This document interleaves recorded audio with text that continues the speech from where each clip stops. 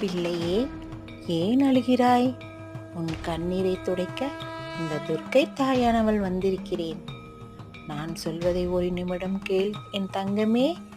நீ என் ஆலயம் வெள்ளிக்கிழமையில் வந்து ராகு காலத்தில் எனக்கு பிடித்த எலுமிச்சம்பழ தீபத்தை ஏற்று உன் வேண்டுதலை என் முன் வை.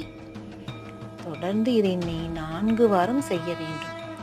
4வது வாரத்தில் உன் பிரச்சனைகள் அனைத்தையும் இந்த அம்மா தீர்த்து கொடுப்பேன்.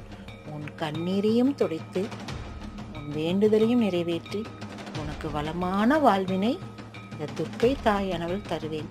நான் சொல்வதை கேட்பாயா என் தங்கமே?